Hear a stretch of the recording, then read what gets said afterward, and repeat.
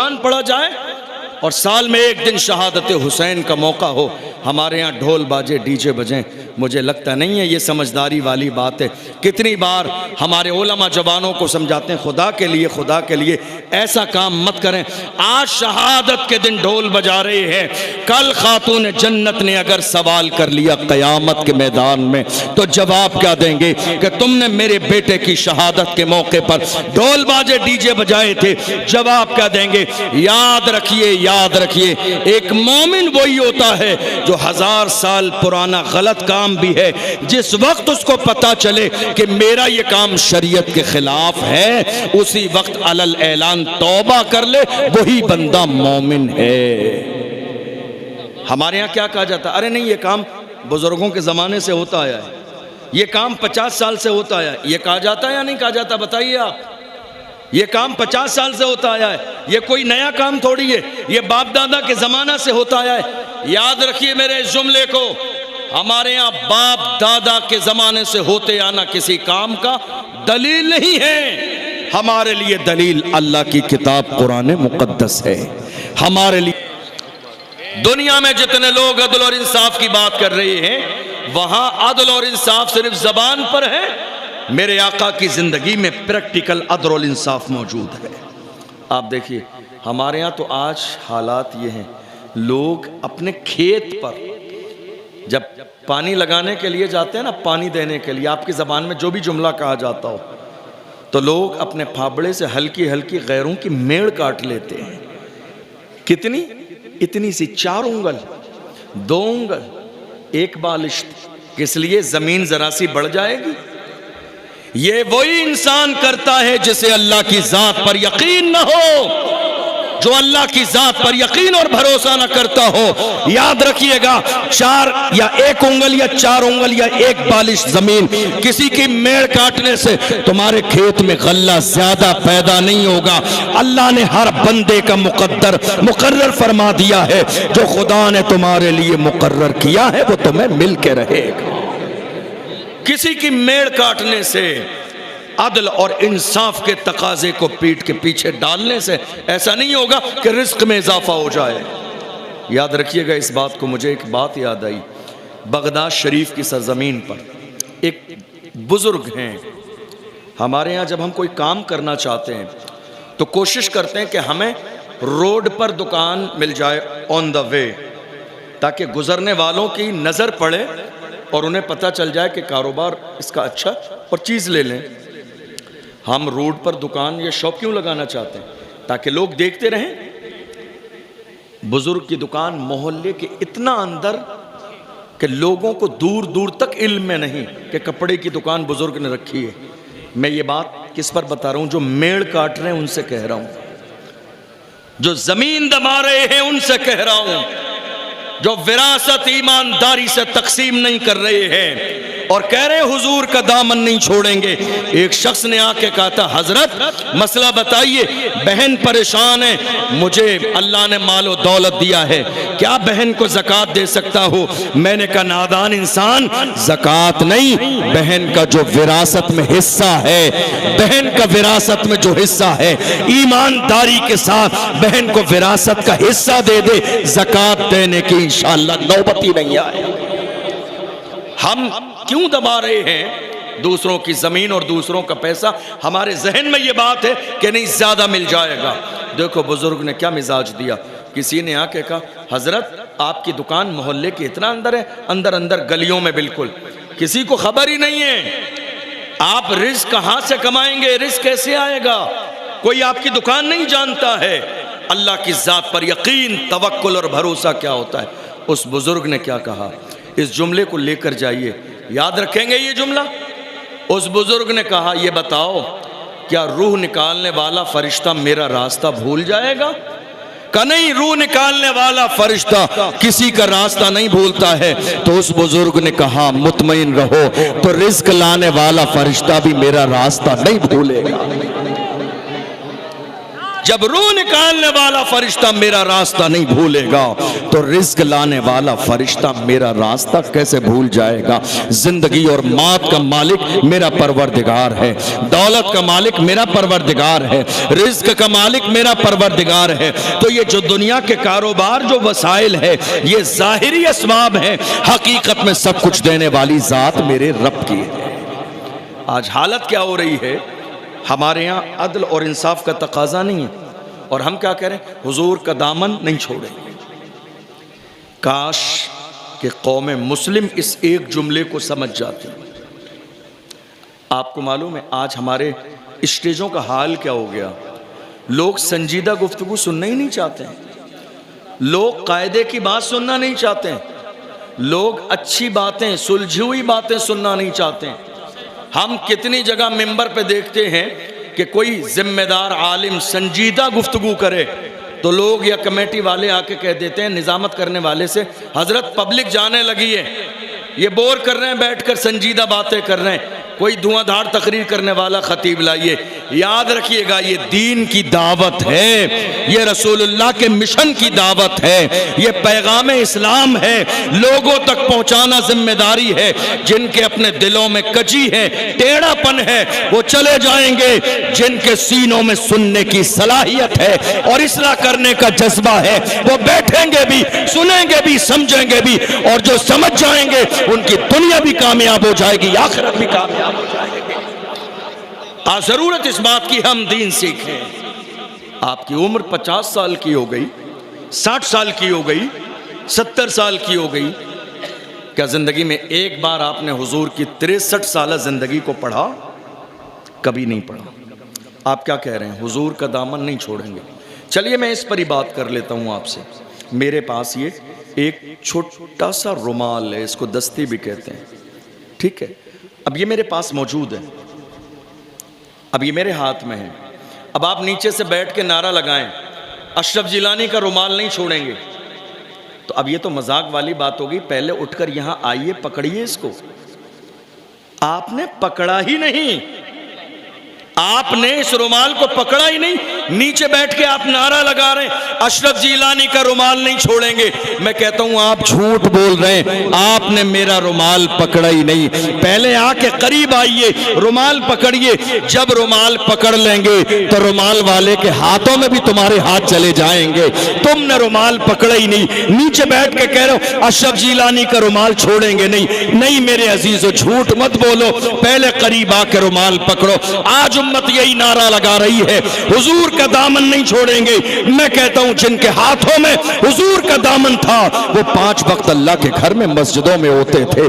जिनके हाथों में रसूलुल्लाह का दामन था उन्होंने मुहर्रम के मौके पर ढोल बाजे डीजे न बजाए। जिनके हाथों में रसूलुल्लाह का दामन था उनकी शादियों में नाचने वाली कंपनियां नहीं आई। जिनके हाथों में रसूलुल्लाह का दामन था वो कभी उम्मत के गुस्ताख न हुए, उलमा के गुस्ताख न हुए। जिनके हाथों में रसूलुल्लाह का दामन था उन्होंने पेट से पत्थर तो बांधे मगर सूद कभी नहीं लिया, सट्टा कभी नहीं लगाया। जिनके हाथ में रसूलुल्लाह का दामन था उन्होंने, अल्लाह अकबर, तुम देख नहीं रहे हो करबला में 72 है, सामने नहरे फुरात का पानी है, मगर हुसैन के घर वाले, मेरी कौम के लोग कह रहे हम हुसैनी हैं। तुम हुसैनी होने का नारा लगा के शराब पीते हो, हुसैन के घर वालों ने पानी भी नहीं पिया है, तुम शराब पी के कहते हो हम हुसैनी हैं। याद रखिएगा जो हुसैनी होगा वो शराब नहीं पिएगा, वो मुस्तफा के हाथों से जामे कौसर पिएगा।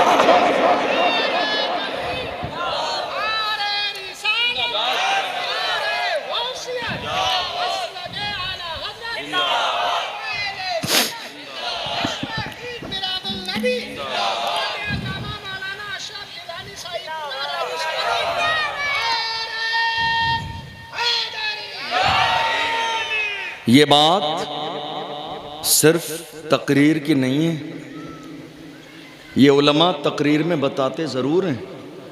मैं यहाँ बैठने वाले हर शख्स से कहूँगा, मेरे लिए सादत की बातें, मैं राजस्थान में रहता हूँ, गरीब नवाज के कदमों में। आप पढ़ लीजिए गरीब नवाज की ज़िंदगी। कम से कम हर बंदा अपने गिरबान में झांक के इतना तो सोचे कि ये दुनिया फ़ानी है, आगाह अपनी मौत से कोई बशर नहीं, सामान 100 बरस का है, पल की खबर नहीं। कम से कम अपने रसूल से इतना रिश्ता तो मजबूत जोड़कर कब्र में जाइए। जब इशारा करके कहा जाए मा कुन्त तक़ूलु फ़ी हक़्क़ि हाज़र रजुल, तो मेरे जवाब देने से पहले मेरे आका कहें छोड़ दो, ये तो मेरा गुलाम है।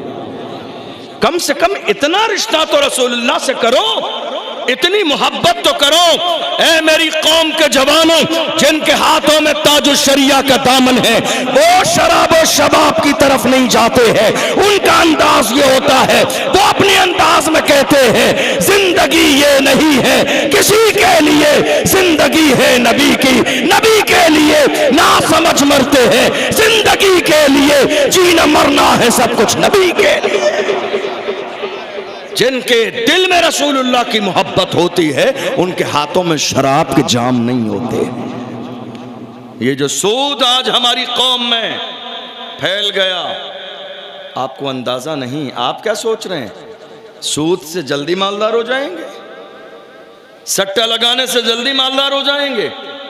याद रखिएगा, जिस काम पर अल्लाह की लानत हो, जिस काम पर रसूलुल्लाह की लानत हो, जिस काम पर उम्मत की लानत हो, अल्लाह ने उस हराम काम में बरकत रखी ही नहीं। ये गलत सोच आज कौम मुस्लिम के अंदर है कि हम शॉर्टकट के जरिए मालदार हो जाएंगे। यार खुदा के बंदो, तुम्हें यकीन नहीं अल्लाह की जात पर? तुम्हारे जितने भी काम हैं उसकी जिम्मेदारी अल्लाह ने अपने जिम्मे करम पर ली है कोई? हम कितने गुनहगार हैं, फिर भी कहते हैं पूरे कद से जो खड़ा हूं वो करम है तेरा, मुझको गिरने नहीं देता है सहारा तेरा। आप देख लीजिए, एक इंसान सट्टा क्यों लगाता है, मैं आपको बताऊं। एक इंसान जुआ क्यों खेलता है? वो इसलिए ताकि मेरी परेशानियां दूर हो जाएं और मेरे पास मालो दौलत हो जाए, जिंदगी बेहतर गुजरने लगे। मुझे आप एक बात बताइए, एक छोटी सी बात, चूँकि ये जैसा कि मैंने आते हुए देखा, एक काश्तकारी का इलाका भी है, खेतियाँ भी हैं लोगों की। हैं आपकी खेतियाँ? अल्हम्दुलिल्लाह सब ज़मीन जायदाद वाले हैं। तो आपने ये देखा होगा कि जब खेत में बोरिंग किया जाता है, बोरिंग ही कहते हैं आपके यहाँ, जब खेत में बोरिंग किया जाता है ज़मीन में पानी के लिए, तो हमने देखा कहीं 200 फीट, कहीं 300 फीट जमीन के नीचे मिट्टी में खोदते खोदते अचानक से कभी जिंदा मेंढक निकलता है, कभी मिट्टी के अंदर अचानक से बिच्छू निकलने लग जाते हैं, कभी जमीन से अचानक 200 फीट के नीचे कीड़े मकोड़े निकलने लग जाते हैं, और वो भी जिंदा। और कहां? मिट्टी के ढेर के अंदर। अब जरा गौर कीजिएगा खुदा की रहमत पर, जिन्होंने ये सोच लिया है कि सट्टा लगाने के जरिए दौलत जल्दी आ जाएगी। जरा गौर कीजिएगा रब की रहमत की शान क्या है।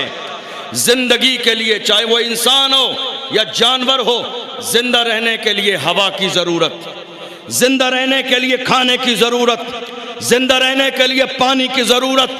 अगर ये तीनों चीजें जिंदगी को ना मिलें, चाहे वो इंसान हो या जानवर, जिंदा नहीं रह सकता। तो 300 फीट जमीन के नीचे मिट्टी के ढेर में एक मेंढक जिंदा है। इसका मतलब क्या है? 300 फीट जमीन के नीचे मेरा रब हवा भी भेजता है, मेरा रब खाना भी भेजता है, मेरा रब पानी भी भेजता है। अरे जब जानवर के लिए खुदा ने इतना अजीम शान इंतजाम किया है, तो हम तो अशरफुल मखलूकात हैं, क्या हमें रिस्क न मिलेगा? क्या हमारी परेशानी दूर न होगी? कुरान का 12वां पारा उठाइए, अल्लाह का कुरान कहता है वमा मिन दाब्बतिन फिल अर्द इल्ला अलल्लाहि रिज़्क़ुहा, जमीन में कोई जानवर भी ऐसा नहीं है मगर अल्लाह ने उसके रिज़्क़ की जिम्मेदारी अपने जिम्मे करम पर ली है। अल्लाह ने उसकी जिम्मेदारी जिम्मे करम पर ली है। खुदा नवाजने वाला है। जिन्नात, इंसान, चरिंदो परिंद, अल्लाह सबको अपने अपने अंदाज में जिसकी लेने की जो सलाहियत है नवाजता है। मगर हम और आप क्या कर रहे हैं? अल्लाह अकबर। मेरे आका ने यहाँ तक फरमाया, उठाइए मिशकात, उठाइए मुस्नद अहमद बिन हम्बल, उठाइए तिरमिजी अबू दाऊद पढ़िए। मेरे आका ने क्या फरमाया? हुजूर ने फरमाया जिसने 1 दिरहम भी हराम का खाया या उसने 100 दिरहम के कपड़े खरीदे, 99 दिरहम अपने थे और 1 रुपया 1 दिरहम उसका माले हराम का था, तो ये 99 रुपए सब जाये हो जाएंगे। और अगर उसके कपड़े पहनकर उसने इबादत कर ली तो अल्लाह उसकी इबादत को कबूल नहीं फरमाएगा। कहाँ हो मुसलमान, कहाँ हैं हम आपको मालूम है ये तकरीरें आज जुमे में नहीं होती हैं। मैं ये जो तकरीर कर रहा हूँ ना, ये जुमे में तकरीरें नहीं होती हैं इल्ला माशाअल्लाह। इसमें मेरा मकसद अपनी फजीलत बयान करना नहीं है। जुमे में ये तकरीरें इसलिए नहीं होती हैं कि इमाम साहब की इमामत चली जाएगी जुमे के बाद। जुमे में तकरीरें इसलिए नहीं होती हैं कि मस्जिद का इमाम जुमे में तकरीर कर देगा तो कौम के जुमे के बाद कहेगी आपने तकरीर हमारे लिए की है। ये होता है या नहीं होता है? और अगर किसी इंसान को खुद ये ख्याल ना आए तो 4 आदमी उससे कहते हैं अरे सुना नहीं, अरे हजरत ने आज तो तुम्हारे खिलाफ कितनी शानदार तकरीर की। जिस इंसान के खुद जहन में नहीं आए उसका जहन वहां ना जाए तो दूसरे लोग इख्तिलाफ कराने के लिए कह देते हैं अरे सुना नहीं हजरत ने आज तुम्हारे लिए। अब आप क्या कह रहे हैं? मस्जिद की कमेटी ने आके कह दिया हजरत शराब के खिलाफ तकरीर नहीं होगी, क्योंकि शराब ही सबसे बड़ा चंदे की रसीद कटाता है मस्जिद मदरसे की। जुए के खिलाफ तकरीर नहीं होगी, सट्टे के खिलाफ नहीं होगी, ढोल बाजे के खिलाफ नहीं होगी, डीजे के खिलाफ तकरीर नहीं होगी, बेनमाजियों के लिए नहीं होगी। तो फिर मुझे तो यही समझ में आता है एक मजबूत सा टेप लाइए और जुमे के दिन मस्जिद के इमाम के मुंह पे 1 बजे से लेकर 1:30 बजे तक के लिए चिपका दीजिए कि बोलना नहीं है आपको। जब खुतबे की अजान हो तो वो टेप उसके मुंह से हटा दीजिए कि हजरत बस खुतबा पढ़ के नमाज पढ़ा दीजिए। जिस कौम के हालात ऐसे हो गए हो जिनके अंदर हक सुनने की सलाहियत ना हो, जो हक सुनने की सलाहियत ना रखें, जिनका ज़मीर मुर्दा हो जाए, जिनका दिल मुर्दा हो जाए, उनके लिए मुकद्दर यही है कि वो पैरों के नीचे कुचले भी जाएं, रौंदे भी जाएं, मारे भी जाएं। आज मुल्क के कोने कोने में कौम मुस्लिम के साथ मॉब लिंचिंग हो रही है। वजह सिर्फ यही है कि हमारा रिश्ता मदीने वाले मुस्तफ़ा से कमजोर हो गया है, वरना जब तक हमारा रिश्ता रसूलुल्लाह से मजबूत था, इस उम्मत के हालात ये थे कि 313 भी अगर बद्र के मैदान में खड़े हो जाते थे तो 1000 की भी हिम्मत नहीं होती मुकाबला करना। आज हमारा रिश्ता मदीने वाले मुस्तफ़ा से कमजोर हो गया है। एक बात मेरी जरा सुन के जाइएगा, मैं यहां इस मिंबर पे बैठा हूं, मैं पहली बार आया हूं, अभी तकरीबन रात के 10 साढ़े 10 बजे मेरी आपसे किसी से मुलाकात नहीं हुई। मुझे नहीं मालूम आपके इस शहर के हालात क्या हैं, यहाँ आबादी कितनी है, हालात कैसे हैं, यहाँ कितनी मस्जिदें हैं, यहाँ लोगों का कारोबार बिजनेस क्या। मैं मेहमान हूँ, मैं नहीं जानता हूँ। तो मैं ये जो बात कर रहा हूँ मैं क्या किसी खास बंदे के लिए कर रहा हूँ? नहीं, ये दीन का पैगाम है जो अल्लाह ने उलमा को जिम्मेदारी दी है लोगों को दीन का पैगाम पहुंचाने की। मैं अपनी जिम्मेदारी अदा कर रहा हूं। और कोई भी दुनिया का आलिम अगर मिंबर पर बैठ के कोई मसला बताता है तो वो किसी खास जात के लिए नहीं, बल्कि वो दीन का पैगाम लोगों तक पहुंचाता है जो उसकी जिम्मेदारी अल्लाह रसूल ने मुकर्रर फरमाई। और मेरे नबी ने फरमाया जैसे कोई शरीयत की बात मालूम हो, या खास तौर पर कह लीजिए उलमा इकराम जिनके पास हराम और हलाल का इल्म तो है मगर लोगों के डर की वजह से अगर वो छुपा लेंगे तो ऐसे लोगों को कयामत के दिन घसीट कर जहन्नम में डाल दिया जाए। कि तुम्हें लोगों का डर था कि तुमने शरीयत का मसला बयान न किया, तुम्हें अल्लाह का डर नहीं था, तुम्हें परवरदिगार का डर नहीं था। ये ज़रूरत है मौजूदा दौर की कि हमारी मस्जिदों और मेहराबों से जो हक बयानी है वो होनी चाहिए। और बुरा मत मानिए इसको, जहां मस्जिदें नहीं हैं, जहां उलमा नहीं हैं, जहां कौम को आईना दिखाने वाले लोग नहीं हैं, उन इलाकों का हाल ये है कि उनके रहन सहन से लगता ही नहीं है कि ये मुसलमान है। ये देन है उलमा इकराम की कि ये जैसे भी हैं अच्छे हैं या बुरे हैं, लेकिन फिर भी कम से कम दीन का पैगाम पहुंचाते रहते हैं, शरीयत की बात बताते रहते हैं। आज हालत क्या है मालूम है आपको? अदल और इंसाफ का तकाजा। अब हुआ क्या, इमाम साहब ने सट्टे के खिलाफ तकरीर कर दी। अब सट्टा लगाने वाले थे इलाके के कोई बड़े मालदार साहब, साहिब हैसियत, पावर वाले। मैंने ये बात मैं मिंबर रसूल पे कह रहा हूँ, हज़ारों जगह देख ली अपनी ज़िंदगी में। जुमे के बाद कभी ऐसा नहीं हुआ कि वो नंबरदार साहब अपने इस गुनाह से तौबा कर लें, निकाला हमेशा इमाम को गया। बंदे ने अपने गुनाह से तौबा नहीं की, कभी तौबा नहीं की। मेरी गलती है अगर मैं दीन की मुखालिफत करता हूं, सट्टा लगाता हूं या सूद लेता हूं, मुझे बदलना चाहिए अपनी आदत। कभी आदत नहीं बदली गई, जब भी बदला गया तो मस्जिद के इमाम को बदला गया। आप गौर कीजिए, जब भी बदला गया मस्जिद के इमाम को। कहा हजरत वो ऐसा है, लोग नाराज हो रहे हैं आपसे। कमेटी का कहती है 4 लोग आपसे नाराज हो गए, हम नहीं चाहते हैं इख्तिलाफ हो, इसलिए हजरत हिसाब कर लीजिए, हम दूसरा बंदा लाएंगे। मैं कमेटी वालों से कहता हूं जरा अपने दिल पे हाथ रख के सोचो, तुम उससे गुनाह करने वाले से ज्यादा बड़े गुनहगार हो कि तुमने हक बोला भी नहीं, और जो हक बोला जा रहा था तुमने हक बोलने वाली जबान को बंद कर दिया। अरे तुम कह रहे हो तुम मस्जिद की कमेटी हो, कमेटियां इसलिए नहीं बनाई जाती हैं कि हक बोलने वाले की जबान बंद कर दे। कमेटी इसलिए बनाई जाती है कि एक बंदा हक बोलने वाला है, 4 लोगों की कमेटी बना के उसकी पीठ के पीछे खड़ा कर दो और वो बैक सपोर्ट दे और कहे हजरत हक बोलते जाइए, हम आपके साथ हैं। हक की बात बताने में जिस तरह की भी कुर्बानी देनी पड़ेगी कुर्बानी देंगे, मगर कभी हक का दामन नहीं छोड़ेंगे। ये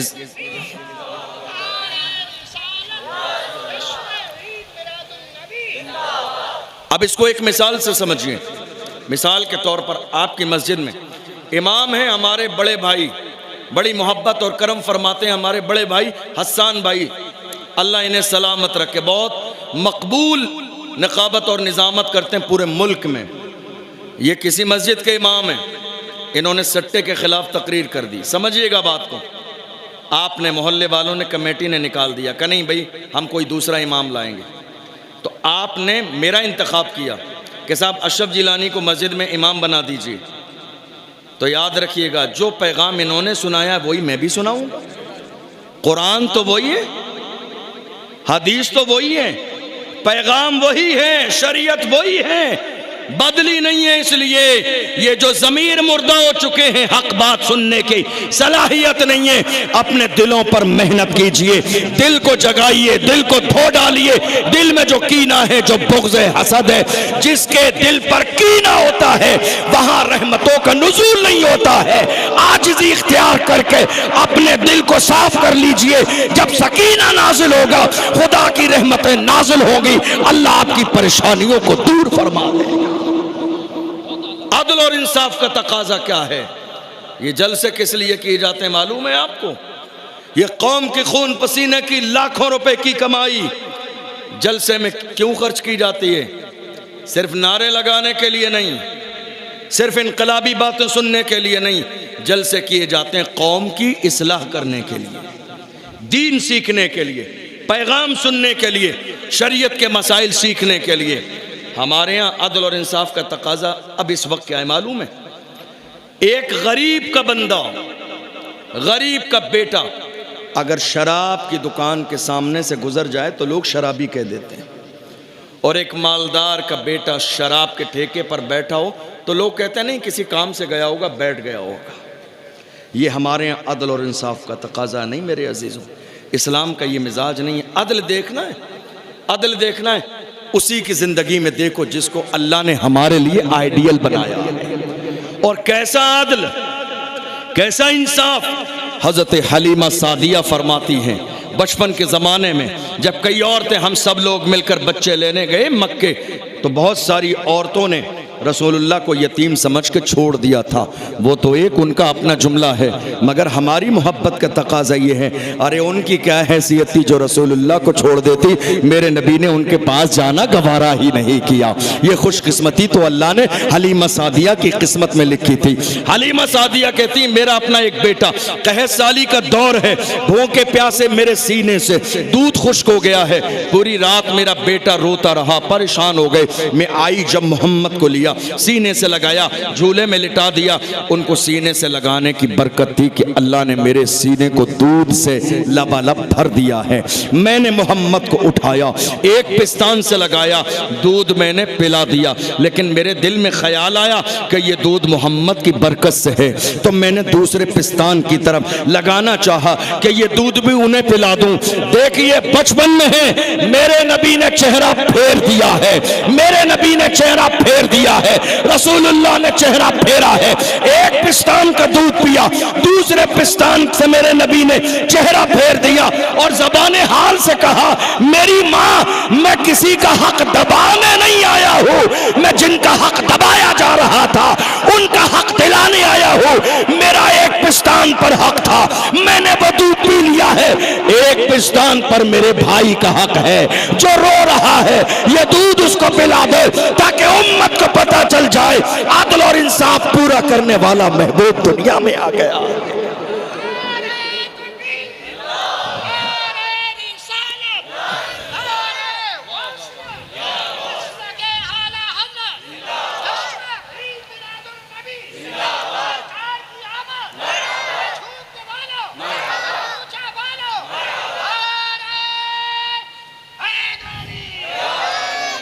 अब मैं अगर इस पर और अदल और इंसाफ की बात करूं, आप गौर कीजिए, कबीले जुहैना की एक औरत ने चोरी की। ज़हन हाज़िर है आपका?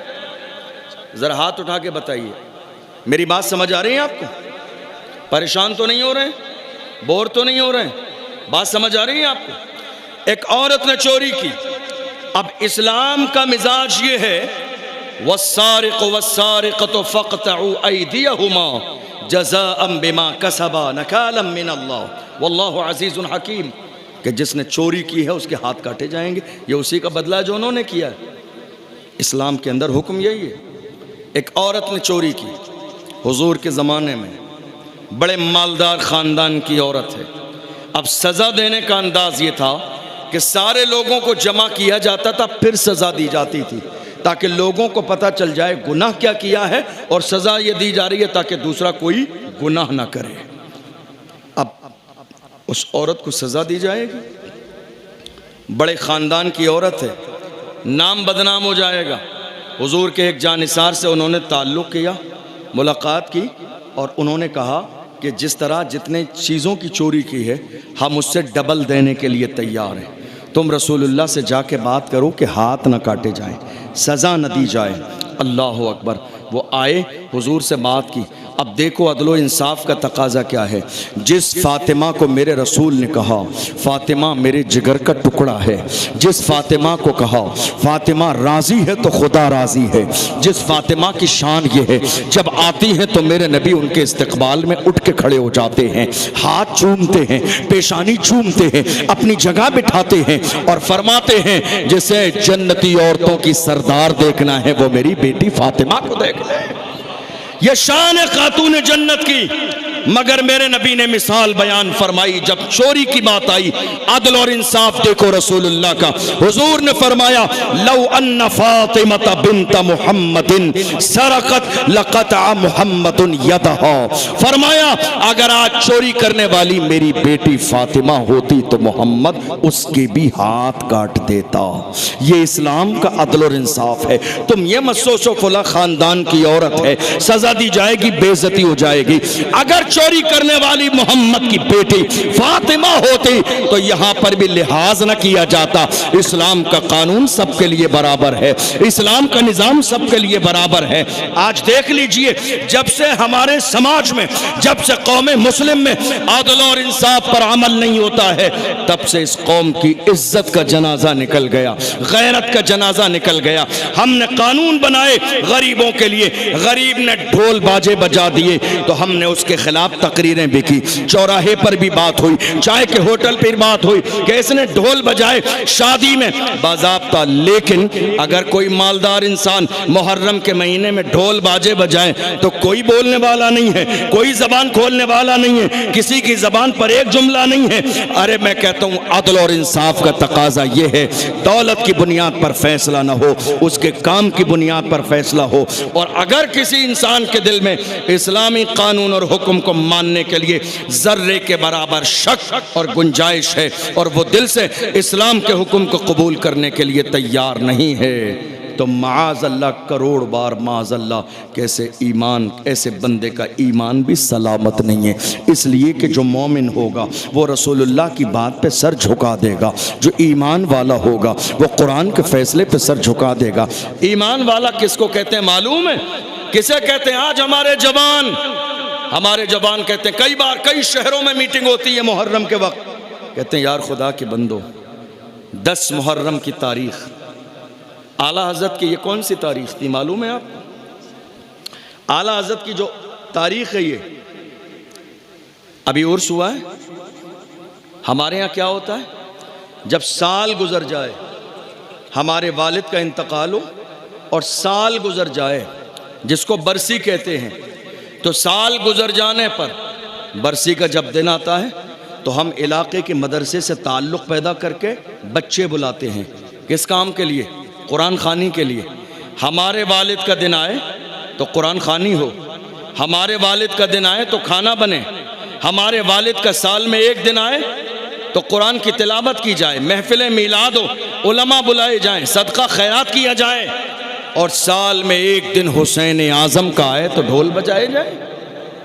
हमारे वालिद के साल में एक दिन आए बरसी का दिन, उनके इंतकाल की तारीख का दिन, तो कुरान खानी हो, महफिल मीलाद हो, जिक्र हो, दुआ हो, कुरान पढ़ा जाए, और साल में एक दिन शहादत हुसैन का मौका हो, हमारे यहाँ ढोल बाजे डीजे बजें। मुझे लगता नहीं है ये समझदारी वाली बात है। कितनी बार हमारे उलमा जवानों को समझाते हैं, खुदा के लिए ऐसा काम मत करें। आज शहादत के दिन ढोल बजा रहे हैं, कल खातून जन्नत ने अगर सवाल कर लिया क़यामत के मैदान में तो जवाब क्या देंगे कि तुमने मेरे बेटे की शहादत के मौके पर ढोल बाजे डीजे बजाए थे।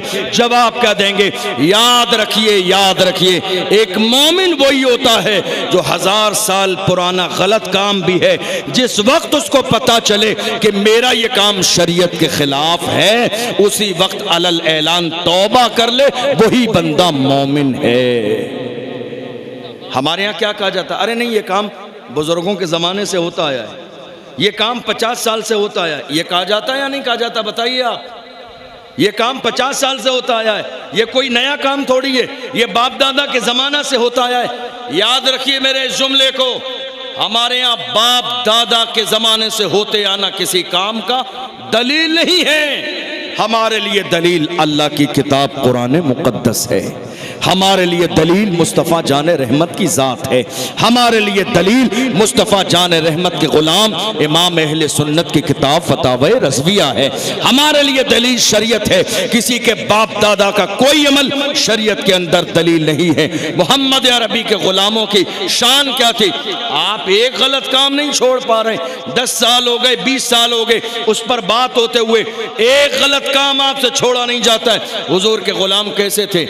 इस्लाम के इब्तदाई ज़माने में एक साहब ने सोने की अंगूठी पहनी, हुजूर की बारगाह में आ गए। मर्द के लिए सोना पहनना जायज़ नहीं। जब मेरे नबी की नज़र पड़ी कि सोना पहना हुआ है तो हुजूर ने नाराज़गी का इजहार फरमाया, सोने की अंगूठी हाथ से निकाल कर फेंक दी। उसके बाद जब मेरे नबी चले गए, सहाबा भी जाने लगे, जिनकी अंगूठी फेंकी वो भी जाने लगे। लोगों ने कहा तुम्हारी अंगूठी रसूलुल्लाह ने फेंक दी है, नाराज़गी का इजहार फरमाया है, ठीक है तुम्हें नहीं पहनना है, उठा के ले तो जाओ, कम से कम ये सोना तुम्हारे घर में औरतों के काम आ जाएगा। देखो मोमिन किसे कहते हैं? उस आशिक रसूल ने कहा था, अल्लाह की इज्जत की कसम, जो चीज़ मेरे नबी को पसंद नहीं, जो चीज़ रसूलुल्लाह को पसंद नहीं, जो चीज़ सैयदुल मुरसलीन को पसंद नहीं, उसको उठाना तो बड़ी बात है, उसकी तरफ देखना भी मेरी मोहब्बत को गवारा नहीं है। उसको उठाना तो बड़ी बात है, उसकी तरफ देखना भी मेरी मोहब्बत को गवारा नहीं है। ईमान वाला वही होता है जो चीज रसूलुल्लाह को पसंद ना हो, वो करना तो बड़ी बात है, उसकी तरफ देखना और उस काम में शामिल होना भी गवारा ना करे। अगर ये सूरत हाल पैदा हो जाए तो समझ लीजिए कि ईमान सलामत है। मैं आपको बस आखिरी चंद जुमले में अपनी बात मुकम्मल करूं। आज इस उम्मत के हाल क्या है? उम्मत के हालात ऐसे हैं कि अगर काटो तो खून नहीं। 1.5 साल पहले हमने देखा महाराष्ट्र की सरजमीन पर हमारी एक बहन, आपने भी देखा होगा, मुस्कान नाम की, उसे कॉलेज से बाहर निकाल दिया गया सिर्फ इस बुनियाद पर कि उसने हिजाब लगाया हुआ था। का हिजाब लगाना है तो स्कूल में दाखिल ना होने दिया जाएगा। मगर अल्लाह सलामत रखे उसके माँ बाप की तरबियत को, उन्होंने अपने बेटी की तरबियत कैसे की? मुस्कान ने कहा एग्ज़ाम छोड़ना गवारा है, हिजाब छोड़ना गवारा नहीं है, पर्दा छोड़ना गवारा नहीं है। लेकिन आज क्या ये माहौल है हमारे घर में? क्या ये कंडीशन है हमारे घर में? आप यकीन जानिए, प्रोग्राम आज के ज़माने में रिकॉर्ड होता, लाइव चलता, ये जुमले पता नहीं क्यों अपनी कौम के लिए बोलते हुए बड़ी तकलीफ़ होती है कि बात ज़बान से निकलती है बहुत दूर जाती है। वरना आज उम्मत का हाल ये है कि सबसे ज़्यादा हमारी बेटियां बागी हो रही हैं। आपने देखा नहीं, बरेली के पूरे इलाके के कितने केसेस आपकी निगाहों के सामने। एक ज़माना था जब हमारे यहाँ घर में कुरान पढ़ने वाली 4 बेटियों ने कुरान पढ़ा, 2 बेटों ने कुरान पढ़ा, माँ और बाप ने 8 लोग घर में कुरान पढ़े हुए हैं।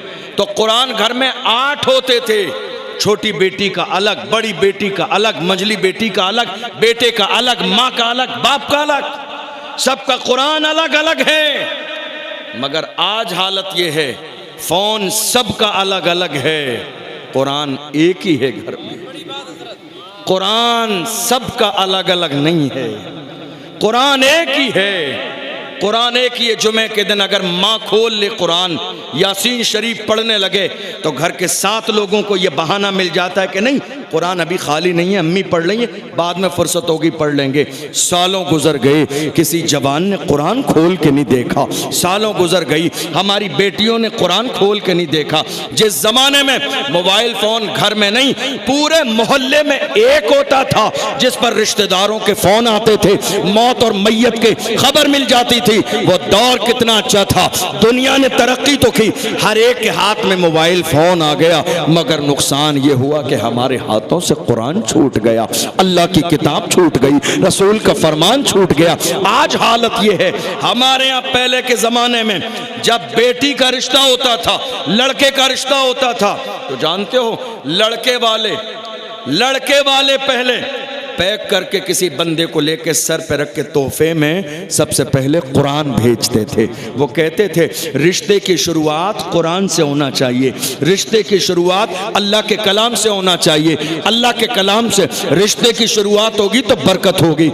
आज हालत ये है कि रिश्ता हो जाने के बाद सबसे पहले मोबाइल फ़ोन पैक करके भेज दिया जाता है उस लड़की के लिए गिफ्ट के तौर पर। चूँकि जनाब हज़रत मजनू साहब को रातों रात फ़ोन करना है उस लड़की से, ये हाल इस कौम की जवानों का हो गया। आप क्या समझ रहे हैं, क्या माँ नहीं जानती है कि मेरी बेटी रात के अंधेरे में बात करती है? क्या बाप नहीं जानता है? जान सब रहे हैं मगर सब नज़रअंदाज कर रहे हैं। आप में से बहुत सारे लोग मेरी बात सुन के मुस्कुरा रहे हैं। ये हंसने वाली बात नहीं है, रोने वाली बात है। आपको अंदाजा भी नहीं है हमारी कौम की लाखों बेटियां मुर्तद हो गई है, हमारी कौम की लाखों बेटियां दूर चली गई है, हमारी कौम की लाखों बेटियों ने दीन छोड़ दिया है, हमारी कौम की लाखों बेटियों ने इस्लाम छोड़ दिया है, हमारी कौम की लाखों बेटियां मंदिर की पुजारन बन गई है, हमारी कौम की लाखों बेटियों के गले घोट दिए गए, हमारी कौम की लाखों बेटियों की गर्दन काट दी गई, हमारी कौम की लाखों बेटियों के जनाजे निकाल दिए गए, सिर्फ इस बुनियाद पर कि 18 साल के जवान भाई को गैरत नहीं आई, 60 साल के बूढ़े बाप को गैरत नहीं आई, 70 साल की बूढ़ी माँ बेटी के ऐपों पे पर्दे डालती रही। ऐ बूढ़ी माँ, बेटी से मोहब्बत ये नहीं है कि उसके ऐपों पे पर्दे डाले जाएं। तुम्हें बेटी से मोहब्बत करनी है तो बेटी को कनीज़े फातिमा बनाओ। जिस दिन तुम्हारी बेटी कनीज़े फातिमा बन जाएगी, याद रखना मुस्तफा भी राजी हो जाएंगे, लगे और तुमसे खातून जन्नत भी राजी हो जाए। आज हमारी बेटियों का हाल क्या है? शादियों में कौन है? बेटियां। वलीमे में कौन है? हमारी बेटियां। बाजार में कौन है? बेटियां। सब जगह बेटियां हैं। हमारी शादी और वलीमे कैसे हो रहे हैं? टेंट एक जगह लगा हुआ है, कुर्सियां लगी हुई, मर्द एक तरफ औरत एक तरफ, पर्दा कोई नहीं है। समझ रहे हैं आप? अपनी बेटियों को तैयार करा के 20 साल 22 साल की जवान बेटी को भाई माँ बाप तैयार करा के मेकअप के साथ लेके जा रहे हैं सफ़र में, शादी में। कभी स्टेशन पे भी हैं, कभी होटल पे बैठ के चाय पी रहे हैं। तुम सगे भाई हो, तुम्हारी गैरत का जनाजा नहीं निकलता है? जब तुम्हारी बहनें बेपर्दा होती हैं, क्या भाई ऐसे होते हैं कभी? क्या भाइयों का किरदार ये होता है? क्या भाइयों का अंदाज ये होता है? तुम्हें अंदाजा नहीं। ये उम्मत आज इस्लाम और मुसलमानों से दुश्मनी का जो लेवल इतना बड़ा हुआ है, दुनिया ने ये मंसूबा बनाया है। और थोड़े से ज़माने पहले तो हालत ये थी, हमारे यहाँ पर्दे का माहौल इतना था कि कुछ भी हो जाए, कुछ भी हो जाए। अरे तारीख उठा के देखो करबला की, ज़ैनब ने करबला में पर्दा नहीं छोड़ा है, शहरबानों ने करबला में पर्दा नहीं छोड़ा है। हमारी ज़िंदगी में इतनी बड़ी तकलीफ़ कहाँ आ सकती है, जहाँ 18 साल का बेटा अली अकबर शहीद हो गया मगर ज़ैनब ने पर्दा नहीं छोड़ा है। कासिम की जवानी लुट गई मगर ज़ैनब ने पर्दा नहीं छोड़ा है। अब्बास के बाजू कट गए मगर ज़ैनब ने पर्दा नहीं छोड़ा है। ओनो मोहम्मद को शहीद कर दिया गया मगर ज़ैनब ने पर्दा नहीं छोड़ा है। मेरे आका इमाम हुसैन को करबला में शहीद कर दिया गया मगर ज़ैनब ने पर्दा नहीं छोड़ा है। वो जानती है पर्दा मेरे रसूल का फरमान है, अगर पर्दा छूट गया तो कहीं ऐसा न हो कि मुस्तफ़ा जान रहमत नाराज हो जाएं। सब कुछ गवारा है, बल्कि एक गुलाम तो ये कहता है हर जफा हर सितम गवारा है। इतना